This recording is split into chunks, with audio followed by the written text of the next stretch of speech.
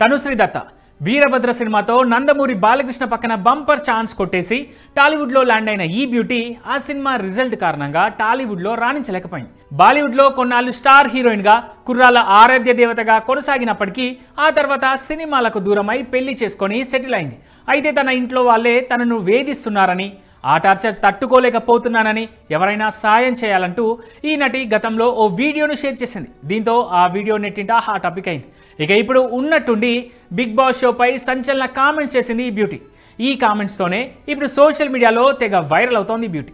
తనకు గత 11 ఏళ్లుగా బిగ్ బాస్ ఆఫర్ వస్తుందంటూ 1.65 కోట్లు ఆఫర్ చేసినా ఆ షోకు తాను వెళ్లడం లేదంటూ ఓ ఇంటర్వ్యూలో చెప్పుకొచ్చింది తనుశ్రీ దత్త. నిర్మాతలు ఆకాశంలోని చంద్రుడిని తీసుకొచ్చి తన చేతిలో పెట్టినా కూడా తాను బిగ్ బాస్ షోకు వెళ్ళనని స్టేట్మెంట్ కూడా ఇచ్చేసింది. బిగ్ బాస్ షోలో మహిళలు పురుషులు ఒకే బెడ్పై పడుకుంటారు, అదే ప్లేస్లో కొట్లాడుకుంటారు. రియాలిటీ షో కోసమైనా సరే ఆ షోకు వెళ్ళేవారు మరో వ్యక్తితో ఒకే మంచంపై ఎలా పడుకుంటారో నేను మాత్రం అంత చీప్ కాదు. ఎన్ని కోట్లు ఇచ్చినా బిగ్ బాస్కు వెళ్ళను, వెళ్ళినా ఒకే బెడ్పై పడుకోను, తన కుటుంబంతోనే కలిసి ఉంటా అంటూ తనుశ్రీ దత్త చెప్పుకొచ్చారు.